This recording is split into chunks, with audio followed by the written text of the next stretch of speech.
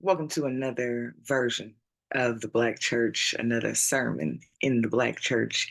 Thank you for joining me, thanking the Most High, God and Goddess, for blessing us. If you watched last week's episode, I talked all about God's wife and how we need to start paying homage to the masculine and the feminine entities and energies that flow up and through this universe. Today, we're going to get into some celestial mythology.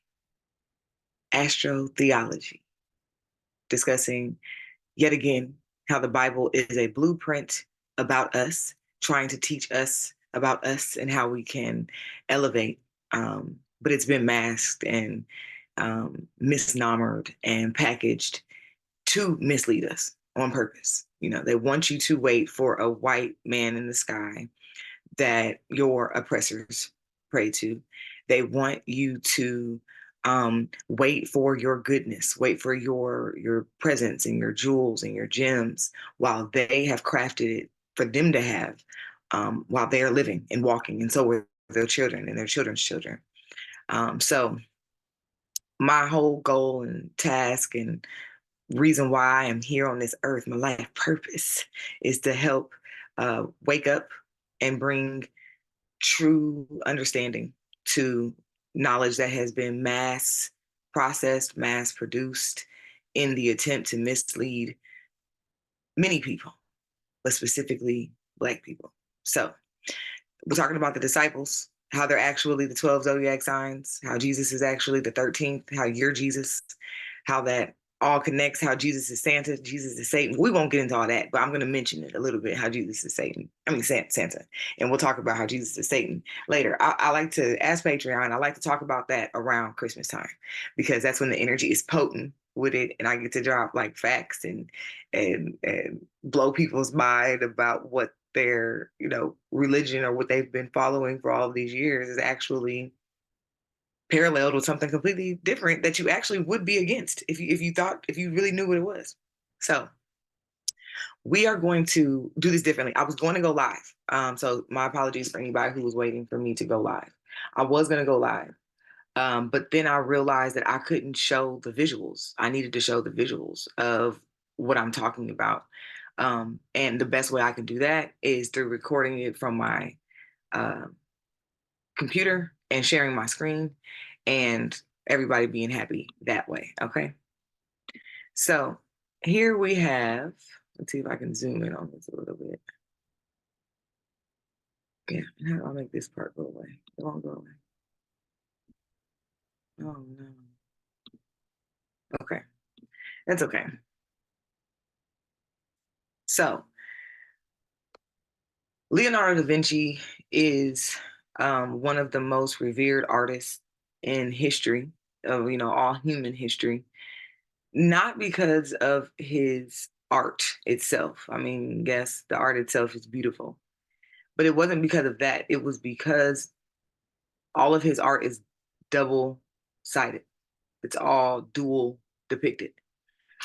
So it's said that, like, if you get up on any of his art and you hold a mirror to it, it will reflect back to you something completely different. Or if you look hard enough at any parts of his art, you will see that there is a double meaning, or there is something else happening. The information I'm going to share today is nothing new. It's been knowledge typically amongst occult circles or occult mystery schools, or not everybody is being initiated into this information. But as we have grown as a society, grown with technology, grown as a people, it's accessible. It's out there. This is not going to be the first time. I'm not reinventing the wheel. I'm just bringing it to my community for there to be understanding. This is something that I've been studying for a couple of years because it's so much misinformation out there, where even if you grew up in the church, let's be honest, most of us were in the church because we were just in the church. Our parents had us in the church. Even if you can, Matthew, Mark, Luke, John, Genesis, Exodus, Leviticus, even if you can remember the things, it was because of programming, not because of you actually were connecting to it. You have to build your own relationship with God. I've been talking about that forever. but you building your relationship with God is then why you are able to relate to it. So while we were in church, we were just being programmed, indoctrinated in a whole nother way, which is fine. Our parents were doing what they knew to do, and that's fine. But when you actually look at the allegory and the mythology and the mysticism and the occult symbolism in the Bible, in the stories, and the people in the stories, then that's when it really starts meaning a lot more to us. So, the Last Supper is one of the most popular pictures in history. I mean, depending on how real your pastor was, you may have had the white Jesus. Y'all may have had the white Jesus. You may have had the white disciples. And because it really wasn't until like the 70s and the 80s that Black people started putting Black twists to everything. Because I guess it was seen as what, like, blasphemous to make God look white or make God look Black. Well, why does God got to look white? That doesn't make sense. Again, programming. If you're praying to a God that looks like the very person who put you in chains, whether that's physical chains, mental chains, spiritual chains, what have you, then you will always look at the white man as God. That's why even today, Black people get like real nervous around white people. We get nervous around white coats. Anything white, we get nervous around. We like, that's why it's not good for us to be in systems that are like, that are structured that way for too long. Do what you got to do, but then try to have as much melanin around you as well. But anyway, that's for a different day, different topic. Astrotheology and the disciples. Before I go break down the picture, I'm going to break them down by order. Okay. So we have Aries, or Simon Peter. His name means he has heard. In the Hebrew, Shimon, hearkening, hearing, he heard. If you take the R out, he hid. Okay, that's fine. You don't even have to take the R out. Where are your ears? On your head. Listen or hearing, Simon. Okay. Psi, SI is PSY, psi, like psychological or psyche, again, in your head. Aries rules the head. Rams use their head. Rams are the archetype for Aries. Rams use their head to defeat obstacles or protect themselves. The church, or the first churches, were built on Simon Peter's name, built on his back. He's the rock or the stone, which is also another translation of Simon Peter. He's also the sacrificial lamb, or the pure lamb that is being offered to God, or that God sent so that the people could further understand. He's also the first disciple that boy Jesus chose, if we believe that thing. Okay.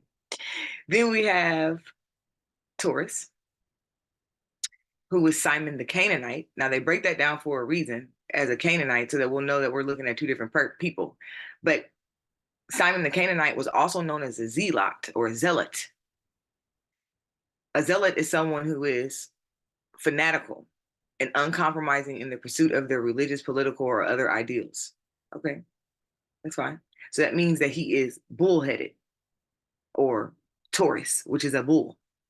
In 1 Kings 18:26, it says, so they took the bull given them and prepared it. Then they called on the name of Baal from morning till noon. Baal, answer, as they shouted, but there was no response. No one answered, and they danced around the altar that they had made. Baal also looks like a bull, and I wish that I would have added that picture so that y'all could see it. I maybe can do it real fast. Hold on. He has horns like a bull. So that lets you know that they were praying to, again, a bull. Or it also goes in order of the zodiac, Taurus. Give me 1 second. Y'all ask Patreon. I'll stop and make sure that something could be more tangible in a second, because that's what it's all about. If they wanted us to know this information, it would be privy. It would be in every book that you read. It would be in every school book that we've received. It would be a part of our education. But they don't want you to know these things. They layer it in esoteric meaning and hidden knowledge so that only the ones who are seeking the knowledge will find it, meaning that there's only a few, the 1%, the 5%, there's only a few that are going to receive this information. And like I've said many, many a times, your favorite celebrity, your favorite politician, your favorite artist, whoever, they are very well aware of this information. And some of them are aware of the information, but are not well versed in the information. So they have gotten played with the information because they didn't know what they were doing. So it's important, again, to know what you're receiving, what you're digesting, because you have a lot of Christians who are like anti-astrology because they feel like it's of the devil. Your whole Bible is astrology. So let me go to the picture. Oh, dang it. I might have to go out. This is going to be about a blip. Let's see. If I can go. There we go. Baal. This is what Baal looked like. So, and he looks like a bull with horns. Okay. So again, it was always it's a play on words. It's we got you. We're right in your face. Are you paying attention, or are you, getting played? So then we have Gemini, or Thomas, whose name translates to Taom, which means the twin. Cancer, or Judas Iscariot. Now, all my Cancers, y'all might feel some type of way about being the one who traded Jesus in. I'm like, of course we did. I don't fuck with the fake nigga. So I'm happy that that's what it was. But when you break it down astrologically, which means we're breaking it down by seasons, because that's all it is it's the 4 seasons, the 4 gospels, Matthew, Mark, Luke, John, the 4 seasons, the 4 cardinal directions. Then you have the 4 cardinal signs. There's only a Tropic of Cancer and a Tropic of Capricorn, the mother and the father of the cardinal signs, the mother and the father of the zodiac. Anyways, Cancer is Judas Iscariot. Now, on some other fucked up notes that I had, they had Cancer as a Bartholomew. And then there was even another time that I saw that Cancer was Andrew. So that's what I was leading with. If they wanted this information to be known to us, they would show it to us, but they don't want that. They want you to do exactly what I'm doing. I understand niggas don't read. Long time ago, Malcolm X said, if you want to hide something from a black man, put it in a book. I love y'all. I love my people. So I know what my purpose is. It's been my purpose for the last 15, 16 years. I mean, anybody who's ever been on my personal Facebook, which they probably haven't, but there's a group that I created years ago called Royalty by DNA on Facebook, where I was going hard every day trying to pump out knowledge about Black truths, about this type of information. Even though I didn't all the way understand it, I was still trying to give it to the minds that were ready to receive it. So I know what my purpose is, and it's here for my people to wake up and understand, that this is all a storybook about yourself. And if you use it correctly, then you can actually activate some things within you that can upgrade your life. But again, they don't want you to. They want it to be hidden. So you're gonna have to go and compare your information and compare your notes and hope that one day that it makes sense. And like I said a couple of weeks ago, study 3 different avenues of it from 3 independent sources before you draw your own opinion. So anyway, Cancer, Judas Iscariot, the one who sold Jesus out for 30 pieces of silver. But what else is also silver? The moon. There are 30 degrees in each astrological sign, 1 through 29 or 30 degrees. And the Cancer is to cut, means to cut. So he's the one who cut Jesus out, or was able to cut himself away. He's like, fuck it, I'll just cut myself away from all of this, go off and be the loner. There's also, like, depending on where you study or how you study, documentation that talks about how, like, Judas Iscariot was evil, like, that he was working with the evil spirits. And so they tried to connect that to Cancer. Well, I'm a Cancer stellium, son. So I understand, sun being one of the stellium. So I totally understand why people say that Cancers are evil or why they're mean. But see, the thing is like, let's talk about what did Jesus do? What did Jesus do to Judas first before Jesus turned evil on that nigga? Like, just be real. Then this just came to me right now. Judas Iscariot, you spell Iscariot, is chariot. In the tarot deck, the chariot card is Cancer. So Judas is chariot. Judas is the Cancer. That's crazy. And then when we look at the actual picture, we're going to talk about how you can see that the Cancer is depicted there too. So anyway, then we have Leo or Judas, Labius, Thaddeus, and I'm moving ahead of myself. Hold on. Cancer, Judas Iscariot. In the Bible, it says, and asked, what are you willing to give me if I deliver him over to you? So they counted out him 30 pieces of silver. So again, this is in the Bible where, and I forgot what verse that is. I think it's Matthew 13. It's whatever chapter they're talking about sacrificing Judas. Okay. So then you got Judas, the next one, Labius, Judah, Thaddeus, and he's known as other names that are similar, but he did not want to be mistaken for Judas Iscariot, the one who traded Jesus. So I talked about this in my Art of Metaphysical Understanding class because we talked about the saints and the saints that you want to work with. Saint Jude is one of my favorite um, um, deities to work with. He's one of those that you don't have to wait for him to call on you. He's so excited to work with you for this exact reason, what we're talking about right now. He has the same name as the most hated nigga in the world. You know, everybody hates him for trading Jesus in. Just like everybody hates what's her name? The one who killed Selena. Like, bitch, we not fucking with you. So if anybody even parallel to her energy or her name, we're gonna have to stop messing with you. So Judah, Saint Jude, Labius, Thaddeus has been kind of dormant. In the Hispanic society, he's very well known. They work with him. You'll see him on the back of a lot of their cars. He is known to help you get through the hardest parts of your life, the things that you. I think it's also called the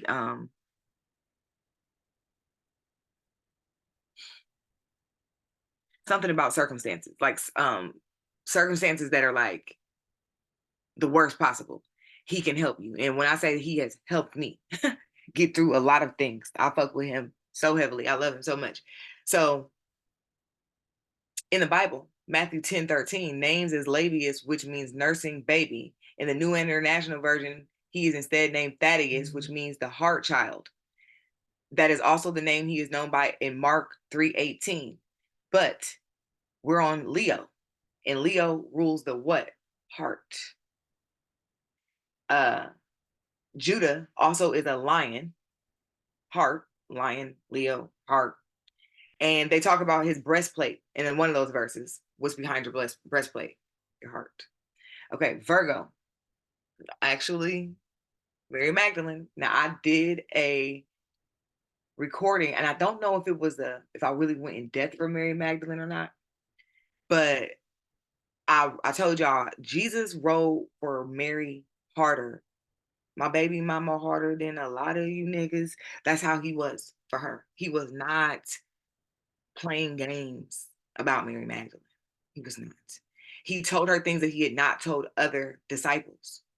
And we're living in a time where it was men over women. The men are more revered than the women. So for him to choose 11 niggas, but then choose one female and that female be who he ride with, because that female, like we talked about on my other podcast, and I really don't remember which one it was. I need to go do research as I post this one.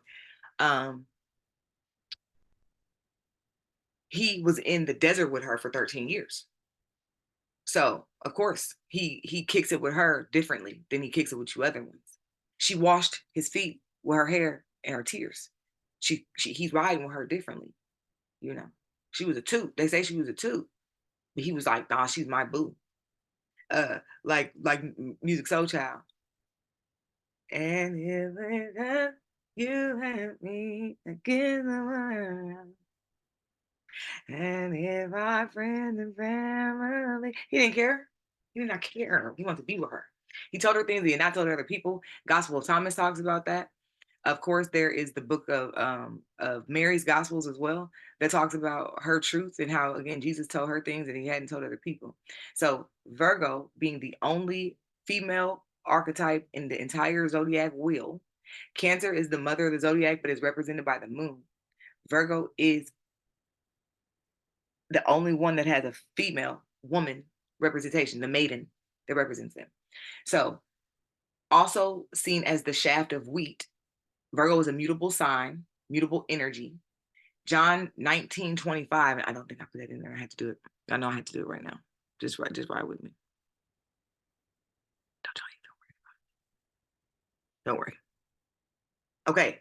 In John 19:25, this is when they start giving you this duality of the Marys. Okay. Near the cross of Jesus stood his mother's sister, Mary, the wife of Clopas, and Mary Magdalene. Now we know we know that Jesus' mother's name is Mary as well. So it's three Marys. It's three Marys connected right there in that one time, because it's letting you know there's a surplus of the feminine energy. Again, your boy King James, which we talked about that a couple of weeks ago, the only reason why the King James version is the most important or the most popular version is because they basically went in and bullied niggas to take their other Bibles out. And he is a master of alchemy. Like I told y'all, he also wrote the book of demonology. So it was nothing for him to write the book of the Bible. I mean, he's just going to the opposite side of it. Come on, picture. Are you going to show up, or what's going to happen here? No, it's going to probably show up twice. Oh, here it goes. It came up already. I'm crazy. Okay, so John 19:25. This is when they talk about the Marys. Near the cross of Jesus stood his mother, Mary, his mother's sister, Mary, the wife of Clopas or Cleophas, and Mary Magdalene. So there's right there letting you know that that's, and at the cross, it is light, dark energy, your duality, your Kundalini energy, your masculine, feminine energy, being represented. That's also the change of the season. Virgo season is the mark of fall. We're now going into fall when Virgo season comes. So then we have Libra, which is represented by Bartholomew. And Bartholomew means the son of a farmer. And I thought I'd put that in here, because if I didn't, it's okay. Son of a farmer. Y'all go do your homework on that. Bartholomew. You will also see that his name was like Nathaniel. Something else I'm telling y'all. Like, again, if they wanted you to know, if they wanted us to know, these niggas would have the same name. They would all be who they is. But again, these niggas from the Midwest, that's where I'm from. These are niggas that are from the Middle East that they are trying to say were named Bartholomew and Jesus, and they didn't even have the letter J when the nigga Jesus was alive. Just lies. So they have to find more compound lies. But again, if you have seeing eyes, let anyone with eyes and ears. Jesus told that to his disciples dozens of times. In the book of Thomas, the Gospel of Thomas, he talks about, anyone with eyes or ears, let them hear the truth, not the things that have been given to you as the truth. Let you hear the truth. That's why not everyone will receive this information. So Libra, Bartholomew, son of a farmer is something that he is called, or like son of the furrows. Furrows is also farming. And when you look on the actual astrological ecliptic journey, it's Libra. And then like right up from it is the like what they would call the astrological fields or the astrological farm. So again, the son of a farmer. He didn't say he was a farmer. He said he was a son of the farmer. Then we have Scorpio, which is the first brother. There's two brothers. John and James are the two brothers that Jesus selected as his homeboys. John is represented by the eagle / phoenix / scorpion. Okay. Now, let's look right here. John is associated with the eagle for two reasons. First, because his gospel describes the incarnation of the divine logos, and the eagle is the symbol and that which comes from above. And the second is because, like an eagle, John oh no, it didn't go all the way down. Jeez. It doesn't matter. I don't need it. Again, John, like an eagle, he has like divine intuition, divine understanding different than among the other 12 disciples, or 12 disciples. Because when we talk and we break it down, Mary wasn't no fucking disciple. That was his baby mama. She's kicking it with the clique because that's her nigga. This is a good depiction here. These four that are on the screen are a good depiction of the four gospels. So you have Matthew, Mark, Luke, and John. Matthew was associated with the winged man or the angel because of his focus on the humanity of Christ. Then you have the lion, which is Saint Mark, which is also, this can be the representation of the lion or the Leo, or the king of beasts. Then we have Luke, who gets the ox, because there's a fly in here. Are you a monitoring spirit? Get the fuck out of here. I'm not gonna wish you nothing crazy because I got people looking at me and I want them to think I'm wrong. Ox, sacrificial, um, connected to Christ's death or the sacrificial person. I believe Luke was one of those that was like, I just can't go on. I just will have to die too. And then you have John, like we were talking about. He's also an eagle, a phoenix, and a scorpion. He was also a fiery preacher. Him and his brother was actually some gang members. You know what I'm saying? Like, they was riding for Jesus once they knew that he was the chosen one. They were like, hey, they don't want to get down, they're gonna lay down. Literally, they was riding on people. Then you have the second brother, James the Greater. He was the rebel. Both he and his brother John are known as the sons of thunder, and fiery preachers. Now, James was the first of the disciples to be martyred. He was beheaded by King Herod in the year 44. Jesus called James son of thunder because of his fiery temper and his proclivity to angry outburst. Could have been what got him killed so early, let's say. But James is Sagittarius. Sagittarius is connected to Jupiter. Jupiter is connected to Zeus. What do Jupiter and Zeus both get represented with or represented by? Lightning bolts, son of thunder, sky fire, fiery preachers. And I don't know if you've ever gotten into an argument with the Sagittarius or watched the Sagittarius prove their point, but they get real, they're fire signs. So they get real like, but I know it. I know that you did this. I know that this was the plan or what have you. A little chaotic sometimes. Then you have Capricorn, which was Philip. Philip means fond of horses. In the actual constellation of, like, when you go look at Capricorn, you of course see the horse of Sagittarius right before, but then you see a horse or a sign that is called Aquilus, and Aquilus means horses. So lover of horses. Philip means lover of horses or fond of horses. He's surrounded by horses. Capricorn is called the sea goat or a seahorse because neither one of them exist. Seahorses exist. Sea goats do not exist, but it is because of the sky is actually water, which is a whole nother thing, that he is considered the sea goat. Then we have Aquarius, Matthew, who was the bearer of truth. Matthew wrote his account of Jesus' ministry to show that Jesus was and is indeed the King, Israel's long-awaited Messiah. Okay?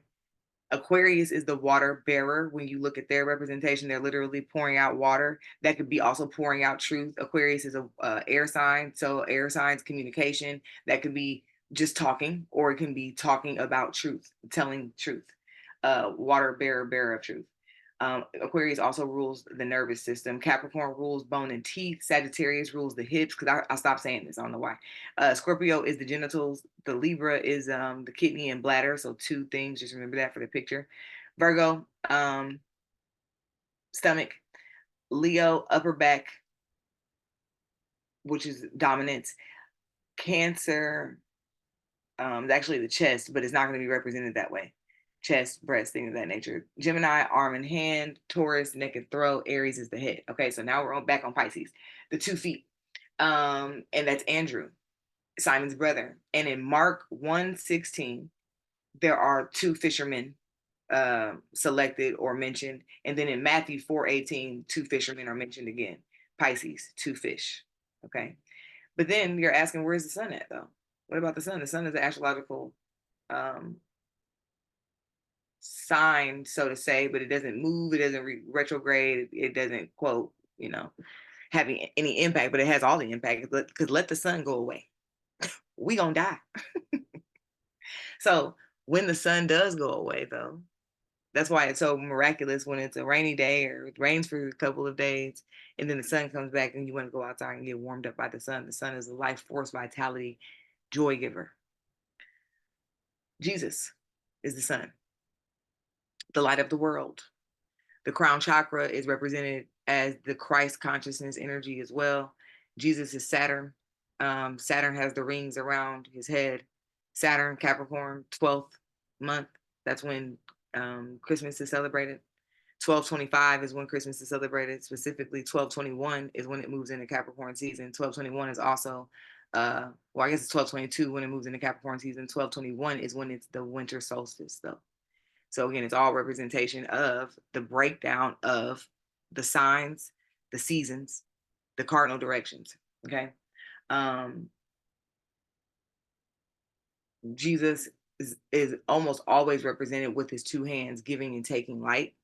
Christos is bearing Christ, but Christos is also represented as the claustrum in the human brain, which is the Christos oil that flows down the Kundalini and then tries to make its journey back to the top of our crown consciousness through our pineal gland, activating our awareness. It is best done when you do not have an orgasm. So that's why fasting or abstaining from sex is so important or beneficial when you're on your spiritual journey, when you're really trying to elevate and understand information, because your body is already supporting you in it. You can actually do it as the astrological transit through the moon. That's why I love the moon transits. That's why I love doing the traptrology of the week, because you're getting a chance every week to work on some modality or some methodology of yourself that is now being supported by that energetic system. This is even more important if you lack the energy of that zodiac sign. So I lack Virgo, I lack Libra. Anytime that the moon is in either one of those, I need to use that energy superbly. I was going to say super fragilistic cat expialidociously is what I was about to say. But I need to use those energies because I lack them. So anything you lack in your chart, you want to use it when it is present, right? That's why when people say, "Oh, I don't have any Pisces in my house or in my chart. I don't have any Cancer in my chart." Oh no, you have it. You just don't have the direct compound energy as a person who would actually have a placement in that house. And then even with that, and we're going to talk about this in my astrology classes I'm getting ready to start rolling out, you will, even if you don't have Cancer in your chart, okay, go look at your fourth house. What does your fourth house have in it? Because that's ruled by Cancer. So that's also going to give you the energy that you need or can work with. Okay. And if you don't have any fourth house energy and there's nothing in there, that's fine. That just means that you will be influenced in other ways, but just not as supersedingly as someone who has an actual placement there. But yes, okay, so Jesus is the sun. The Eye of Horus, that picture shows like the different colors, like of the pineal gland, claustrum oil, the milk and the honey. Y'all know I'm crazy. And see, this is because I have never shared my screen like this. Usually I do it live with people. I'm a manifesting generator. I move as I go. I get inspired as I move in the action. So just chill out, bro. If you hey, you don't like the way I teach, move on. No, I'm just playing. I'm just playing. But I'm not. Okay. Now hold the line. Hold the line. So we'll go back out. So then we go back in. And it's gonna drop on in. Maybe it's gonna drop on in.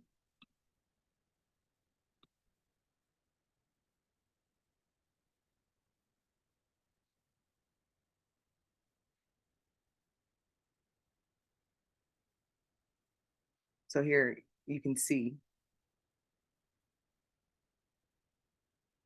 the pituitary gland, the corpus callosum or claustrum, and then you can see how the structure of our brain directly reflects the eye of Horus. And that's why when Horus got his eye plucked out by his brother Seth, he then began a new rebirth in how he looked at the world. And Seth was just the adverse energy that we all have within us. We've all been ugly. We've all been evil. We've all, went to the left But in order for us to find the God in us again, that's just balance. So there's like deeper concepts of how the eye of Horus is broken down to the exact, I think it's fractions of our energy. I think even with the astrological signs as well. But let this just, be confirmation to you that it's all, the proof is in the pudding. It's all allegorical, metaphorical, spiritual, alchemical, occult. It's all that. It was never meant for you to be, living your life by a fake nigga in the sky coming back to get you, because he ain't. Okay, now let's break this down via the picture. So you have Aries in his head. Now his head is like in a Caesar cut. Julius Caesar cut. Roman Greco. Even niggas today get Caesar wave cut. Aries, head. So it's his head that's dominant here. Then we have Taurus, the neck and the throat. That's what's dominant. That's what you can see most in this picture. Then we have Gemini, the two hands. He got his two hands up like, the arm and the hand is what Gemini rules, but he has his two hands up like, Then we got Cancer. This nigga, now if you can really see the better picture, like go look at it yourself, you can see that he has a knife in his hand. And not only do we got a knife in his hand, but he's looking at this nigga Mary Magdalene like, do you got an Adam's apple? Because I don't think you got an Adam's apple. And he's actually like trying to point to the person who's going to see the picture that, yo, this picture is not what it seems to be. You need to look with a deeper eye. You may see 12 men sitting at a table at first glance, but you need to go and look at her throat. She don't have an Adam's apple. She's actually a woman. And again, Judas was already about to trade this nigga in. So you think he ain't gonna trade his bitch in? Let's just be real. Like on some real nigga shit. He's like, I'll tear down all this shit. I don't care. Now, ultimately, he ended up killing himself. So, Cancer, we don't want to roll out like that. But again, Cancer only moves dirty like that when somebody did something to us first. Anyways, then we have Leo, upper back and dominance. But you can't really see his back, but it's the way that he's like asserting dominance on the table. Even his kind of throat looks like really strong. His neck looks really strong, indicating that he has a strong back. Then we have Virgo, and honestly, if you look at the pictures, she looks more feminine. She looks different than the rest of the men. She doesn't look masculine. Even her having on this little pink shawl, that's girls, okay? And mutable, changeable, reversible energy, which is the universe. We for centuries they've been depicting or debating on who she is, if that's a woman or if it's a man. Then we have the sun, like I said, in the middle. Everything revolves around the sun, or the sun revolves around everything, changing the different seasons. It's felt differently in the seasons, but the sun is still warming things up. Then we have, Virgo, Libra, Bartholomew, and he's a son of the farmer. But he has his both of his hands out, like the scales of the balance. Like, wait, we gotta balance things out and see how things are going. Okay, like ups and downs, left to right. Let's make it make sense. Also, I feel like that's the representation of, Libra is the Venus feminine energy. So he's like letting it be known that there's also masculine and feminine energy here. Then we have Scorpio, which is John, the eagle, the phoenix, but he's also the one who's trying to see like what's really going on. Because if you're saying you're about to die, like, do you need help at your funeral? Scorpio energy, real dark. Then you got Sagittarius asking why. Look at this nigga. He's so nosy. He's really inquisitive of like what's going on. Why is this happening? He's really got his nose indulged in the business, and he looked like he fiery. He looked like he about to be like, "What you say?" And I'll run off and tell that. I'll run off and tell it. I'm going to tell the truth seeker. Then we have Capricorn, Philip. Oh, let's see if I can move my head. Capricorn, Philip, who is the bone in the teeth. So he's kind of like gesturing to the truth, gesturing to the light of the world, which is really us, because who has the Christos oil? Who has the Christ oil? Krishna, the blackening oil. Who has it? It's us. Then we have Aquarius, the truth bearer. So he didn't heard it through the grapevine down the whole table. One, that Mary is actually a girl and she's sitting at the table. Two, that it's really about us. It was never about a fake nigga. And he's like, let me tell you, Pisces. Let me tell you, because Pisces always gets the shit last. Pisces has to process everybody's information and process everybody's energies last. The biggest empathetic sign. That's why we were in the Vesica Pisces or Piscean age for 2,000 years when Jesus was found and born and developed. Anyway, Pisces 2 feet. So he has his two hands out, but in the full picture, his feet are actually like are displayed and they're kind of going opposite directions. Okay. The 2 feet, the 2 feet, the two fish. So that concludes our um sermon for today. I hope that it was a good session. I hope that it taught you some things. I hope that it showed you some things. Never take anything that I say for your only merit. Don't be the reason. Don't let me be the reason why you like, oh, yep, and that's truth. Go off and find it for yourself. Go off and make mistakes as you're trying to compare and contrast the information. That's what it's all about. That's how you become the God that the gods created for you to be in this lifetime. So I'll see y'all next week. I don't know. I told you I don't ever know what I'm doing. My great grandma coming to me and lets me know, within a couple of days what we're going to talk about. So I will let y'all know when I know, and y'all have a good week and holla back.